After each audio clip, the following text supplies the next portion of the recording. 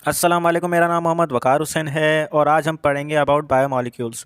ये chapter number 2 है class 11 का सिंध बोर्ड का। और इसके बारे में आज हम थोड़ा बेसिक समझेंगे कि बायोमोलिक्यूल्स आखिर है क्या और इसको पढ़ने की क्या ज़रूरत है कि मॉलिक्यूल्स लेवल पर आकर हमें क्यों पढ़ना पड़ता है अबाउट लाइफ। तो आज हमने जिसके बारे में पढ़ना है वो है बायोमोलिक्यूल्स के बारे में और इंट्रोडक्शन ऑफ बायोकेमिस्ट्री है। ठीक है। अच्छा, इसको स्टार्ट करने से पहले कुछ बातें हैं जो कॉन्सेप्ट है उन्हें हम समझ जाते हैं कि भाई अब ये बायोमोलिक्यूल्स पढ़ने की ज़रूरत क्या है। हालांकि लाइफ जो स्टार्ट होती है वो सेल से होती है, हर बंदे को पता होती है, बात आपको भी पता होगी कि लाइफ जो है उसका जो basic structural and functional unit जो होता है वो सेल होता है। ठीक है।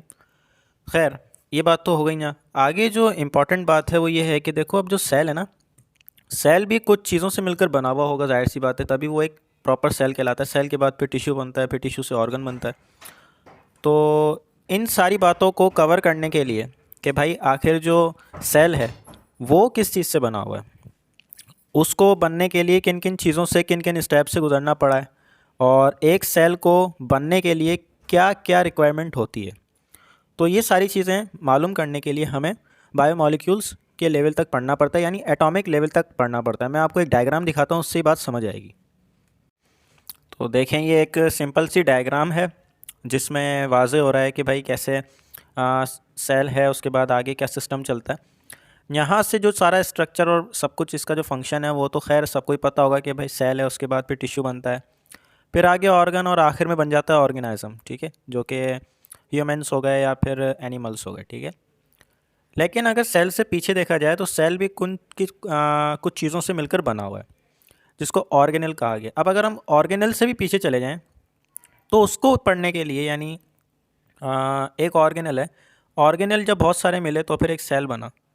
और अगर हम ऑर्गेनेल को देखें तो ऑर्गेनेल भी बहुत सारी चीज़ों से मिलकर बना हुआ होगा। इस लेवल पे जो इसकी पढ़ाई करनी पड़ती है, जो ऑर्गेनल लेवल पे या उससे भी नीचे एटॉमिक लेवल पे हमें जाकर जब देखना पड़ता है, तो हमें ज़रूरत पड़ती है बायोमोलिक्यूल्स की। और इसको पढ़ के हमें काफ़ी बातें पता लगती हैं। और इसको पढ़ने का फ़ायदा क्या है वो बहुत आसानी से आसान अल्फाजों में लिखा हुआ है बुक में ही, वो हम वहाँ से देख लेते हैं। आई होप आपको ये समझ आया होगा कॉन्सेप्ट मैंने क्या समझाया। तो आपको बात समझ आ गई होगी कि कैसे, मतलब इसको पढ़ने की क्या ज़रूरत है, जिसको बायोकेमिस्ट्री भी कहा गया, बायोमोलिक्यूल्स को। ठीक है, इंट्रोडक्शन ऑफ बायोकेमिस्ट्री के बारे में अभी तो हम ये समझ गए कि क्यों पढ़ते हैं। अब हमने ये देखना है कि इसको पढ़ने का रीज़न क्या है, कि भाई इसको पढ़ के हमें क्या चीज़ मिलती है इतने नीचे जाके लेवल पर। तो बुक में 3 टॉपिक बताए गए, यानी यहाँ पे ये 3 पॉइंट को मेंशन किया गया है कि भाई जब आप पढ़ोगे ना बायोमोलिक्यूल्स या फिर एटॉमिक लेवल पर आकर जब आप पढ़ोगे अबाउट लाइफ, तो आपको ये चीज़ें पता मिलेंगी, आपको मालूम होंगी, और इनसे आप काफ़ी, आपको हेल्प होगी और आप डिज़ीज़ पकड़ पाओगे, उसका इलाज कर पाओगे, उसके ख़िलाफ़ आप कोई अच्छी मेडिसिन बना पाओगे। तो पहली क्या है कि भाई इसको पढ़ के हमें क्या पता चलता है इंटरनली, कि भाई चल क्या रहा है, बॉडी के अंदर चल क्या रहा है। इन्फॉर्मेशन प्रोवाइड करती है बायोमोलिक्यूल्स, यानी किस लेवल पर आकर हमें इन्फॉर्मेशन मिलती है। तो भाई देखो, अब एक ऑर्गेनिज्म है, उसकी लिविंग बॉडी है, अब उसके अंदर क्या चल रहा है कि भाई डीएनए है। ठीक है, डीएनए में क्या चल रहा है, साथ में उसका जो न्यूक्लियस है, सेल के अंदर जो न्यूक्लियस है उसके अंदर क्या चल रहा है, प्रोटीन कैसे बनती हैं, एंजाइम्स कैसे वर्क करते हैं, और जो मैकेनिज़म्स हैं बॉडी के अंदर वो कंट्रोल कैसे होते हैं, साथ में बनती कैसे है कोई चीज़, सिंथेसाइज कैसे होती है, कोई चीज़ ब्रोक कैसे होती है, कोई चीज़ उसका मतलब आखिर एक चीज़ है। फॉर एग्ज़ाम्पल आप कोई फूड खाते हैं तो वो अंदर जाके टूटता है और फिर उससे एनर्जी प्रोड्यूस होती है। तो कैसे होती है, आखिर किस लेवल पर आकर होती है, हमें कैसे पता चलेगा, तो इसको पढ़ के हमें ये चीज़ मालूम होती है। सेकंड रीज़न क्या है, यानी कि सेकंड वजह क्या है कि हमें इससे क्या पता चलता है, इसको पढ़ के हमें पता चल जाता है नॉर्मल मैकेनिज़्म के बारे में। ठीक है, यहाँ पे एबनॉर्मल लिखा हुआ है, मैं तो नॉर्मल बोल रहा हूँ। ठीक है, कैसे, फॉर एग्ज़ाम्पल अब मैं एक एग्ज़ाम्पल देता हूँ कि नॉर्मल और एबनॉर्मल में हमें पता कैसे चलता है। अब हमारी बॉडी का जो टेम्परेचर है, ठीक है, वो क्या है 37, ठीक है, सेंटीग्रेड। अब इससे ज़्यादा होता है तो कैसे होता है, हमारी बॉडी के अंदर कोई प्रॉब्लम होती होगी ना, केमिकली प्रॉब्लम चलती है कोई ना कोई, तबीयत ख़राब हो जाती है, हाँ फीवर हो जाता है, तो पता चलता है। तो सेकंड तो ये हो गया कि भाई हमें हुआ था फीवर और हमने चेक किया तो फीवर दिखा। तो नॉर्मल जो था वो था 37। अब जब हमें नॉर्मल पता था तो हमें एबनॉर्मल भी पता चल गया कि भाई 37 था, ये नॉर्मल है। अगर इससे ज़्यादा होगा तो ये एबनॉर्मलिटी की निशानी है। ठीक है, इससे हमें ये पता चल जाता है। ठीक है, जिससे हम डिजीज़ को पकड़ पाते हैं। फॉर एग्जांपल अभी मैंने आपको बताया कि भाई बॉडी टेम्परेचर जो होता है वो होता है 37। अब इससे ज़्यादा होगा तो क्या पता चलेगा कि फ़ीवर हो गया, यानी डिजीज़ का पता चल गया। अब साथ में जब डिजीज़ का भी पता चल गया है तो अब हम उस डिजीज़ के ख़िलाफ़, फॉर एग्जांपल अब हमें बुखार हुआ है, फ़ीवर हुआ है, तो हम उसके ख़िलाफ़ एक अच्छी से अच्छी मेडिसिन बना पाएंगे। ठीक है, आई बात समझ? तो ये काफ़ी सारी चीज़ें हमें इससे पता चलती हैं। थर्डली जो तीसरा जो है वो काफ़ी सारी बातें इसमें बताता है कि भाई देखो, तीसरा जो रीज़न है ना वो हमें ये बताता है कि भाई बायोकेमिकल्स या फिर बायोमोलिक्यूल या कुछ भी कह दो, इसके जो कॉन्सेप्ट हैं, ठीक है, जो समझ लो जैसे कि जब ये नहीं थी ना, ये रिसेंट सी एक ये है, इससे पहले हमें कुछ बातें समझ नहीं आती थी। ठीक है, जब ये वाली जो एक आई है बायोलॉजी की जो ब्रांच आई है बायोमोलिक्यूल्स, इससे पहले हमें पता नहीं था। बहुत सारे ऐसे डाउट्स थे, बहुत सारी ऐसी प्रॉब्लम्स थी जिसको चैलेंज कहा जाता था समझना। ठीक है, तो इसके आने से ही हमें ये बहुत मदद मिली कि हम इसको पढ़कर समझ सकते हैं कि आखिर कैसे। यहाँ पे इन्होंने एक सवाल को मेंशन किया है कि how does a fertilised egg give rise the different type of cell. ठीक है, such as muscle, brain and the liver. ठीक है, अब हम समझते हैं एक डायग्राम से। तो देखो फर्टिलाइज एग का क्या मतलब है कि देखो फर्टिलाइजेशन जो है वो होती कैसे है और उससे आखिर बनता क्या है और उसके बाद आखिर आगे जाके क्या होता है। तो देखो भाई, जब रिप्रोडक्शन होती है तो मेल की तरफ से आता है स्पर्म और फीमेल की तरफ से आता है ओवम। ठीक है, जब ये स्पर्म और ओवम जब साथ मिलते हैं तो वो मिलकर बनाते हैं एक नया सेल जिसको कहा जाता है जायगोट। यहाँ से हमारी बात शुरू होती है। अब वो क्या था थर्डली के बारे में, मतलब जो तीसरा जो रीज़न था उसमें क्या बताया जा रहा था कि भाई देखो कुछ ऐसी बातें थी जो समझ नहीं आती थी, जैसे कि एक ये कि भाई अब हम बने थे स्पर्म और ओवम के मिलने से आगे जाके बना जायगोट और ये आगे जाके हुआ डिवाइड। तो ये तो एक ही तरीके का सेल है ना। ठीक है, लेकिन जब एक बेबी बॉर्न होता है या फिर अगर हम अपनी मिसाल लें तो हमारी बॉडी के अंदर ट्रिलियंस ऑफ सेल पाए जाते हैं। ठीक है, हालांकि बना एक ही सेल से हैं हम, जिसको जायगोट कहा गया है। ठीक है, जायगोट से आगे फिर सेल बना, लेकिन ये जो है जायगोट तो एक ही टाइप का सेल हुआ ना। अब अगर हम अपनी बॉडी के अंदर देखें तो हमारी बॉडी के अंदर मल्टीपल टाइप के ऑर्गन्स भी पाए जाते हैं और मल्टीपल टाइप के सेल भी पाए जाते हैं। अगर हम अपने ब्रेन के सेल को हार्ट के सेल से मैच करें तो जो सेल ब्रेन को बनाने में इस्तेमाल हुए हैं उस टाइप का या फिर उस कैटेगरी का एक भी सेल हार्ट में नहीं मिलेगा आपको। तो ये एक बड़ा सवाल था। ठीक है, कि भाई आखिर सेलों को कैसे पता है कि भाई ये सेल जो है ये मुझे मतलब जब करीब जाते थे आपस में मिलने के लिए, सेल आपको पता है सेल से टिश्यू बनता है, फिर टिश्यू से ऑर्गन बनता है। तो सेल जब करीब आते हैं तो सेलों को पता कैसे चलता है कि भाई ये सेल मेरे मैच का है। फॉर एग्ज़ाम्पल अगर सब सेलों को मिलकर ब्रेन बनाना है, फॉर एग्ज़ाम्पल जैसे ब्रेन बनाना है, तो ब्रेन बनाने के लिए बहुत सारे सेल रिक्वायर्ड होंगे और उन बहुत सारे सेलों को ये पता कैसे चलता है कि भाई ये जो सामने वाला सेल जो आया है मुझसे मिलकर जुड़ने के लिए ये ब्रेन को ही बनाने वाला सेल है। तो ये कुछ बातें थी जो पता नहीं चलती थी, हालांकि बनी एक ही से जिसको जायगोट कहा गया। ठीक है, अब हम तो एक ही सेल से, मतलब अगर स्पर्म और ओवम को देखा जाए तो आखिर में इजिकल टू लगा के जायगोट बन गया। अब जायगोट जब आगे जाके डेवलप हुआ तो फिर एक जब बेबी बॉर्न हुआ तो बेबी के अंदर तो बहुत किस्म के ऑर्गन पाए गए ना, जिसमें हार्ट अलग फंक्शन प्रोवाइड कर रहा है, ब्रेन अलग कर रहा है। ठीक है, आई अलग कर रही है, नोज़ अलग कर रही है, नोज़ में भी सेल होंगे, नाक का सेल होगा, कान में सेल होंगे। ठीक है, जो अपने काम खुद करते हैं। ठीक है, तो ये जो बातें थी इसके आने से बायो मॉलिक्यूल की जो ब्रांच है इसको आने से हमें ये पता चला कि भाई कैसे ये आगे जाके डिवाइड होते हैं और सेलों को कैसे पता चलता है कि अब हमें रुक जाना है। ठीक है, एक हद तक हमें बढ़ना है, अब हमें एक ऑर्गन बना लिया। ठीक है, और फिर हमें रुक जाना है। ठीक है, ये होगी नॉर्मल बात। अब आगे हम चलते हैं। तो आई होप आपको कॉन्सेप्ट समझ आया होगा। तो अब हम चलते हैं इधर, बुक की रीडिंग करते हैं, आगे हमें बात समझ आएगी। तो सवाल क्या था कि भाई फर्टिलाइज्ड एग था। ठीक है, वो आगे जाके डिफरेंट टाइप ऑफ सेल में कैसे चेंज हुआ। जो कि कुछ सेल जाके मिले तो उससे बने मसल, कुछ सेल जाके मिले तो उससे बन गया ब्रेन, और कुछ मिले तो उससे बन गया लिवर। आखिर क्या ऐसा सिस्टम चला जो कि ब्रेन के सेलों को पता था कि भाई हमें लिवर के पास नहीं जाना है, या फिर लिवर के सेल को पता था कि हमें ब्रेन के पास नहीं जाना है। अगर हम ब्रेन को उठा के देखेंगे तो उसमें हमें एक भी लिवर का सेल नहीं मिलेगा।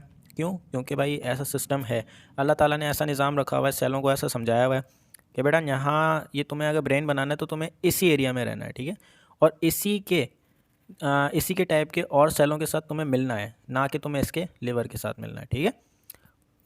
आगे चलते हैं। जैसे कि अभी यहाँ पे हमें पता था कि मैंने अभी आपको बताया कि कुछ ऐसे सेल होते हैं जो मिलते हैं और आखिर में जाके अपनी डिवीज़न रोक देते हैं, यानी अपनी डिवीज़न करना रोक देते हैं। उन्होंने एक ऑर्गन बनाना था, उन्होंने बना लिया, या उन्हें अंदर सेल थे, डेड हो जाते हैं कुछ सेल, फिर आखिर बाद में कुछ नए सेल बनते हैं। तो सेल बनने के बाद वो रुक जाते हैं स्टेज पर आकर, ठीक है, कि भाई अब रुक जाओ, अब हमें कुछ नहीं करना है, ठीक है। जब ये ऐसा होने लगे कि भाई सेल बनते जा रहे हैं, बनते जा रहे हैं, डिवीज़न होती जा रही है, कोई ब्रेक लग ही नहीं रहा है, तो उसको कहा जाता है कैंसर, ठीक है। यहाँ पे जैसे लिखा है what are the causes of cancer, ठीक है। तो इससे होता क्या है कि भाई आपको पता है कि जब डीएनए में चेंज आता है, जिसको हम बोलते हैं म्यूटेशन, तो डीएनए में चेंज आने की वजह से सेल जो है वो पागल हो जाते हैं, ठीक है। सेलों को पता नहीं चलता है कि कब अब रुकना है, कब डिवीज़न करनी है, या फिर कब डिवीज़न कर करके रुक जाना है। तो वो डिवीज़न करते रहते हैं और सेल इतने हद तक यानी कि डिवीज़न कर लेते हैं कि उसको अब हम कैंसर करार दे देते हैं, ठीक है, जो आगे जाके कैंसर की शक्ल में बन जाता है, अल्लाह माफ़ करे, ठीक है। आगे सेम ऐसे ही कि भाई what is the mechanism of memory, same ऐसे ही कुछ बातें और थी, क्वेश्चंस थे जिसके आंसर हमें बायोकेमिस्ट्री की मदद से मिले। ये हो गया थर्ड। अब आगे भी इन्होंने एक छोटा सा पैराग्राफ दिया हुआ है, तो जल्दी से इसको भी पढ़ लेते हैं, फिर हम चलते हैं नेक्स्ट पेज पर।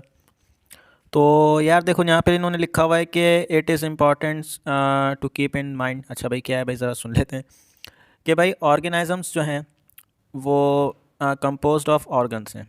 यानी कि अब एक ऑर्गेनाइज़म है, जैसे होता है भाई सेल होता है, फिर सेल के बाद टिश्यू होता है, फिर टिश्यू के बाद ऑर्गन होता है, फिर ऑर्गन के बाद ऑर्गन सिस्टम होता है, फिर ऑर्गन सिस्टम के बाद ऑर्गेनाइज़म होता है। तो सेम ऐसे इन्होंने यहाँ पे एक जैसे समझ जाओगे सीढ़ी बना दी है बिल्कुल, यानी वो बातें सीढ़ियों की तरह समझाई हुई हैं कि भाई ऑर्गेनाइज़म है वो कंपोज्ड होता है ऑर्गन से। अब ऑर्गन जो होता है वो मिलकर बनता है किसके? टिश्यू के मिलने से ऑर्गन बनता है। फिर टिश्यू जो है वो ग्रुप ऑफ सेल होते हैं, यानी एक टाइप के सेलों से मिलकर क्या कहते हैं इसको, टिश्यू बन जाता है। और आगे सेल जो है वो मिलकर बनता है मॉलिक्यूल से, मैंने भी आपको बताया, जिसको ऑर्गेनल कहा गया, ठीक है। ऑर्गेनल से नीचे मॉलिक्यूल्स, ठीक है। और मॉलिक्यूल्स को अगर हम देखें तो ये केमिकली बॉन्डेड एटम से मिलकर बनता है, ठीक है। तो इन्होंने क्या कहा है कि भाई इसका मतलब क्या है कि फंडामेंटली लिविंग ऑर्गेनिजम्स या फिर लिविंग थिंग्स जो हैं वो किस चीज़ से मिलकर बनी हुई, वो मिली हुई हैं केमिकल्स से, ठीक है। किस तरीके से? स्ट्रक्चरल एंड फंक्शन, ठीक है, आर डिपेंडेड अपॉन केमिकल्स, ठीक है। लेकिन यहाँ पे ये बात सही नहीं है, क्योंकि अगर ये होता तो फिर अगर केमिकल से मिलकर बनी हुई है तो केमिस्ट्री भी एक अबाउट लाइफ होती, ठीक है। पता नहीं भाई, खैर यहाँ पे लिखा है तो आपको तो यही याद करना है, मैं नहीं मानता। लेकिन ये है कि आगे जो है, अब आप ये नहीं समझना कि गलत पढ़ा रहा है, ठीक है ना। बस ये है, मैं ये कह रहा हूँ कि अगर ये होता कि भाई ये कह रहे हैं कि मेड अप ऑफ केमिकल्स या फिर structure and function dependent upon chemicals, ठीक है। तो भाई अगर ये होता तो फिर ये केमिस्ट्री भी एक अबाउट लाइफ होती, ठीक है। इन्होंने एक छोटा सा और पैराग्राफ दिया हुआ है, इसके बाद हम चलते हैं नेक्स्ट टॉपिक पे। तो study chemical principles are structure of molecules, यानी कि केमिकल्स के बारे में पढ़कर हमें पता चलता है स्ट्रक्चर किसका? मॉलिक्यूल्स का। और अगर हम चाहते हैं एक लिविंग ऑर्गेनिज्म के बारे में डिटेल में जानना, तो understand the structure and mechanism of living organism. Same यही चक्कर है कि भाई केमिकल्स को पढ़कर और हम ऑर्गेनिज्म तक पहुंच सकते हैं, ठीक है। नेक्स्ट पे चलते हैं। नेक्स्ट टॉपिक जो है वो है केमिकल कंपोजिशन ऑफ सेल, ठीक है। जो केमिकल्स होते हैं सेल के अंदर, उसके बारे में इसमें बताया गया है क्या होता है, कैसे होता है। तो all living bodies are structural composed of the cell, ठीक है। ये तो पता है सबको कि भाई सेल से मिलकर बने हुए हैं। अब जो सेल है वो कंटेन करता है लिविंग मटेरियल को, जिसको कहा जाता है प्रोटोप्लाज्म। अब ये प्रोटोप्लाज्म क्या होता है कि भाई एक सेल होता है, ठीक है। सेल के अंदर न्यूक्लियस, और न्यूक्लियस के बाहर होता है साइटोप्लाज्म। अब साइटोप्लाज्म और न्यूक्लियस को मिला के कहा जाता है प्रोटोप्लाज्म। मैं आपको दिखा देता हूँ डायग्राम से। तो देखो ये एक सेल है, ठीक है। अब ये किस टाइप का सेल है, खैर जो भी है, आपको बस ये पता करना है कि प्रोटोप्लाज्म कैसा है। तो ये सेल है, ठीक है। अब ये सेल की आउटर लेयर है, ठीक है। इसके इंटरनली ये जो जगह है जहाँ पे जो पानी टाइप जो चीज़ें भरी हुई हैं और यहाँ पे कुछ चीज़ें तैर रही हैं, इसको कहा गया है साइटोप्लाज्म। और बीच में ये जो गोल दायरा है यहाँ पे जो बना हुआ है, तो इसको कहा गया है न्यूक्लियस, ठीक है। इन दोनों के मिलने से बन जाता है प्रोटोप्लाज्म, जो कि लिविंग मटेरियल है सेल का, ठीक है। जो कि लिविंग मटेरियल है सेल का, जिसको कहा गया प्रोटोप्लाज्म, मैंने आपको दिखा दिया। आगे अब केमिकली जो होता है, जो सेल होता है, वो कंटेन करता है 70 to 90% H2O यानी वाटर, ठीक है। अगर हम एक सेल में से सारा वाटर निकाल दें यानी इवापोरेटेड कर दें वाटर को, तो बाकी जो चीज़ बचेगी उसको कहा जाएगा, मास बचेगा, उसको कहा जाएगा ड्राई वेट ऑफ सेल, ठीक है। Dry weight of the cell, ठीक है। जो कि कंसिस्ट करता है मेनली कार्बन कंटेनिंग मॉलिक्यूल, ठीक है। अब कार्बन कंटेनिंग मॉलिक्यूल क्या होते हैं मैं आपको आगे बताता हूँ। These molecules are termed as organic molecule, ठीक है। यानी कार्बन कंटेनिंग मॉलिक्यूल जो होते हैं वो एक ऑर्गेनिक मॉलिक्यूल होते हैं, ठीक है। आगे जो है वो देखो क्या है कि भाई देखो, जो केमिस्ट है ना, वो इसी ऑर्गेनिक मॉलिक्यूल को अब सिंथेसाइज कर सकते हैं दिस मॉलिक्यूल को इन लेबोरेटरी, ठीक है। यानी कि अब ऑर्गेनिक मॉलिक्यूल को केमिस्ट जो है वो सिंथेसाइज्ड यानी बना सकते हैं लेबोरेटरी के अंदर। लेकिन पहले जो था ना वो ये होता था, लोग के जब ये आई नहीं थी, बायो मॉलिक्यूल नहीं आई थी या फिर बायो केमिस्ट्री नहीं आई थी, तो इसके आने से पहले जो है ना, लोग कहते थे कि भाई ये जो ऑर्गेनिक मॉलिक्यूल जो है सिर्फ ये लिविंग ऑर्गेनिज्म की बॉडी में बन सकता है, इसको हम लेबॉरेटरी में नहीं बना सकते। लेकिन फिर बाद में जब ये आई तो इसकी मदद से जब इन्होंने इसी ऑर्गेनिक मॉलिक्यूल को बनाने की कोशिश की तो ये बन गए।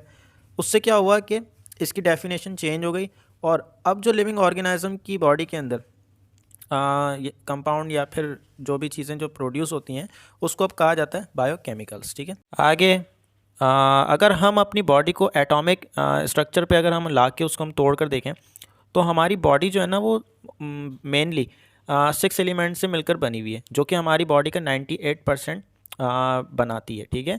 जिसमें आता है carbon, hydrogen, nitrogen, oxygen, phosphorus और सल्फ़र। ये हमारी बॉडी का 98% बनाती है यानी स्ट्रक्चर में और फंक्शन में, ठीक है। और इसी से ही हमारी जो बॉडी का वेट है इसी की वजह से बढ़ता है। और काफ़ी मतलब जैसे कि जो एलिमेंट है ना 6, जिसमें कार्बन है, हाइड्रोजन है, नाइट्रोजन है, ऑक्सीजन है, फॉस्फोरस है और सल्फ़र है, तो ये हमारी बॉडी का 98% बनाती है। बाकी 2 रह गया परसेंट, जिसमें जिंक आ जाता है और भी दूसरी चीज़ें आ जाती हैं, ठीक है। तो आई होप आपको ये वीडियो पसंद आई होगी और समझ भी आई होगी, क्योंकि यार यहाँ पे मुझे वीडियो को रोकना पड़ रहा है क्योंकि वीडियो हो रही है बहुत लंबी, और नेक्स्ट वीडियो में हम दूसरे टॉपिक को कवर कर लेंगे, ठीक है। तो मिलते हैं नई वीडियो में, तब तक के लिए खुदा हाफिज़।